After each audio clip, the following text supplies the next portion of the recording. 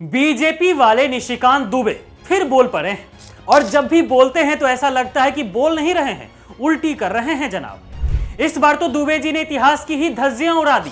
BJP के इस सांसद ने अब इंदिरा गांधी पर ही हमला बोल दिया है। कहा कि बांग्लादेश को अलग देश बनाना ही नहीं चाहिए था। मतलब यह कि पाकिस्तान को तोड़ना गुनाह हो गया दुबे जी के लिए। वैसे भी जिस पार्टी में सावरकर की सोच घुली हो, उस पार्टी के लोग क्यों नहीं देश विरोधी बयान देंगे। जिन्होंने दुश्मन देश के 2 टुकड़े कर डाले, उन्हें निशिकांत दुबे गलत बता रहे हैं।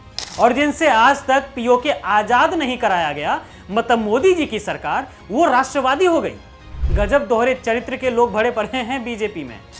निशिकांत दुबे जी, आप जिस सरकार में सांसद है ना, ये वही सरकार है जो हर साल 15 अगस्त पर टीवी पर डायलॉग मारती है कि पीओके वापस लाएंगे, लेकिन 50 साल पहले बांग्लादेश बनाने वाली प्रधानमंत्री को गलत ठहरा रहे हैं आप। आपको बता दें कि निशिकांत दुबे ने गोदी मीडिया के एक एजेंसी को इंटरव्यू दिया था, जिसमें उन्होंने ये सब बात कही थी कि इंदिरा गांधी को बांग्लादेश नहीं बनाना चाहिए था, और अगर बनाई तो हिंदुओं के लिए अलग बांग्लादेश और मुसलमानों के लिए अलग बांग्लादेश बनाना चाहिए था। मतलब अब 1971 की जीत, जिसमें भारत ने पाकिस्तान को धूल चटाई थी, जिसमें 90,000 पाकिस्तानी सैनिकों ने भारत के सामने हथियार डाले थे, वो भी बीजेपी नेताओं को चुभ रही है। वो क्या है ना कि इनके पौ पीओके भी अब तक नहीं ला पाए हैं ना, तो जलस पीपल बने बैठे हैं। खैर, सवाल ये नहीं कि निशिकांत दुबे क्या बोल रहे हैं, सवाल ये है कि उन्हें ये सब बोलने की इजाजत क्यों है। वो आए दिन विवादित बयान देते रहते हैं, भर दिन बकैती छांटते रहते हैं। शायद इसलिए क्योंकि देश में मोदी जी की सरकार है और इस सरकार के लोग जितना गिर सकते हैं गिरे, क्योंकि बीजेपी के आलाकमान ने ये इजाजत दे रखी है।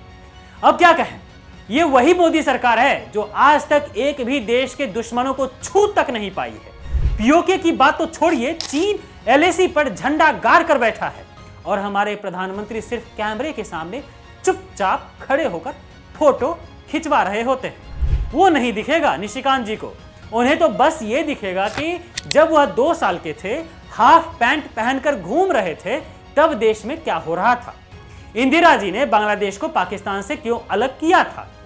मतलब मानसिक दिवालियापन के शिकार ही हो गए हैं निशिकांत दुबे, कुछ भी बक जाते हैं। दुबे जी सुनिएगा जरा, जब इंदिरा गांधी ने पाकिस्तान को काटकर बांग्लादेश नाम का एक अलग देश बनाया था, तो देश में न सिर्फ एक सैन्य जीत दर्ज हुई, बल्कि भूगोल भी बदला था विश्व का।